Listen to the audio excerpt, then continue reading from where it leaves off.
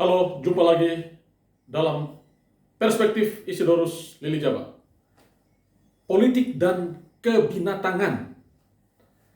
Saudara-saudara, politik itu erat kaitannya dengan binatang. Loh, benarkah? Ya, saya akan memberikan beberapa contoh relasi antara politik dan binatang. Ya, dan ini memang dalam keseharian, ya, kita sering mendengarkan terminologi-terminologi yang menjelaskan relasi atau hubungan antara politik dan binatang. Yang pertama,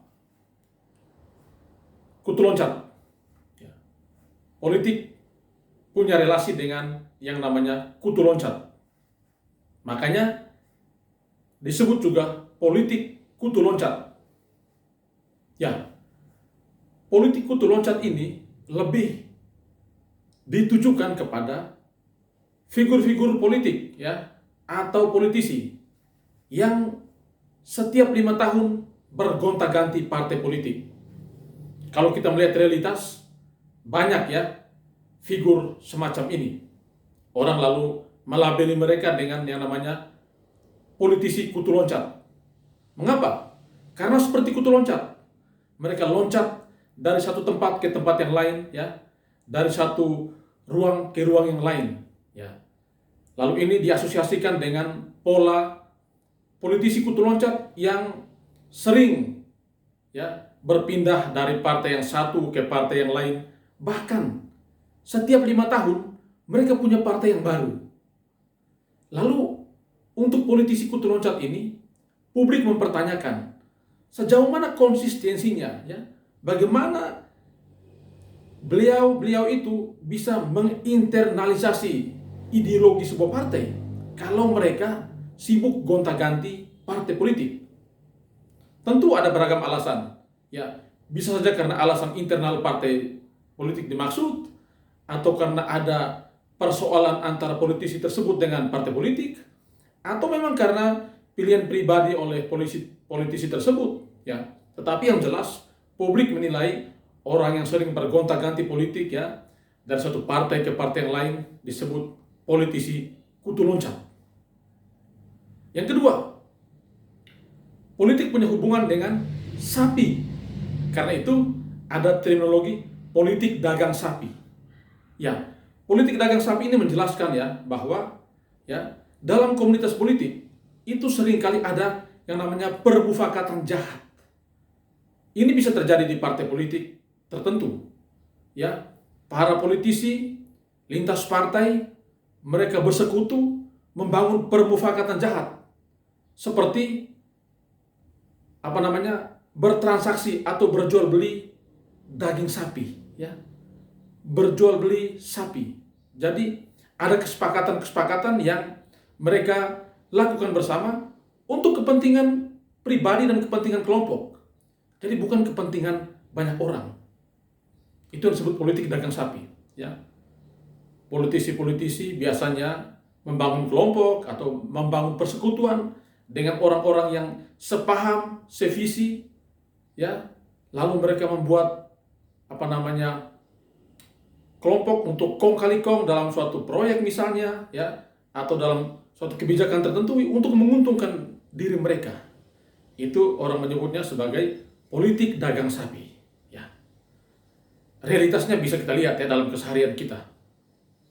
Yang ketiga, politik itu erat kaitan dengan yang namanya kucing.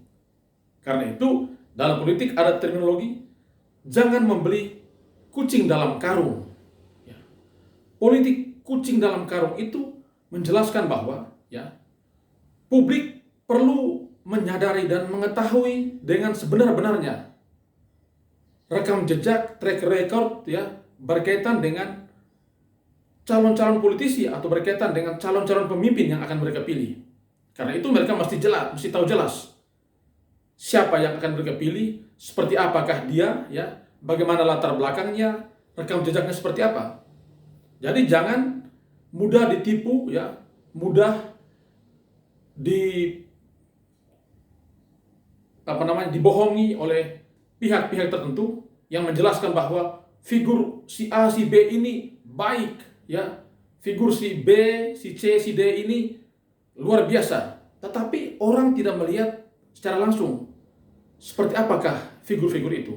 Nah, politik kucing dalam karung itu berarti kita harus mengetahui dengan jelas di dalam karung itu apakah kucing, apakah tikus, apakah ular, atau apakah jenis yang lain.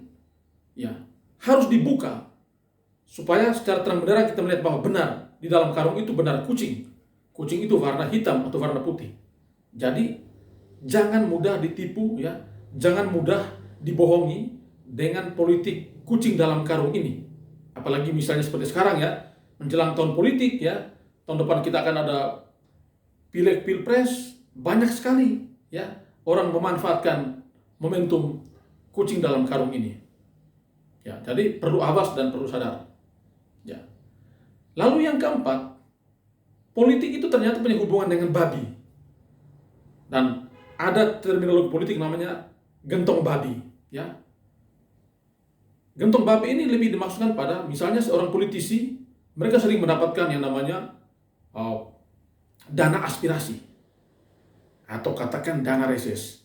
Tetapi acap kali dana ini sering tidak dimanfaatkan untuk sebesar-besarnya kebutuhan atau kepentingan rakyat, tetapi selalu ada upaya untuk mengkorupsi dana-dana semacam ini, ya.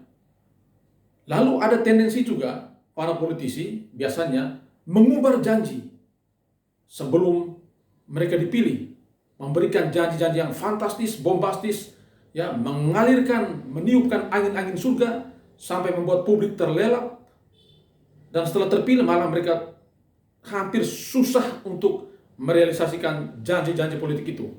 Nah, ini yang disebut dengan politik gentong babi, ya, atau dalam terminologi yang lain, dan bahkan ini sudah juga dikenal di Eropa, bahkan di Amerika, berkaitan dengan praktik-praktik politik semacam ini. Nah, saudara-saudara, jadi itulah relasi antara politik dan binatang. Mungkin juga inilah yang disebut dengan kebinatangan politik. Kita tentu selalu berhadapan dengan fenomen atau realitas semacam ini. Maka yang penting dari publik adalah membangun kesadaran publik, ya, membangun keawasan publik agar tidak terjebak dalam praktik-praktik politik, ya, yang kebinatangan ini, lalu juga tidak menjadi korban dari praktik politik yang tidak elok semacam ini. Oke. Demikian, ya, catatan yang bisa saya sampaikan. Tetap awas, tetap sadar, kita insan politik perlu tetap awas agar politik kita tetap sehat. Terima kasih, salam sehat dan Tuhan memberkati.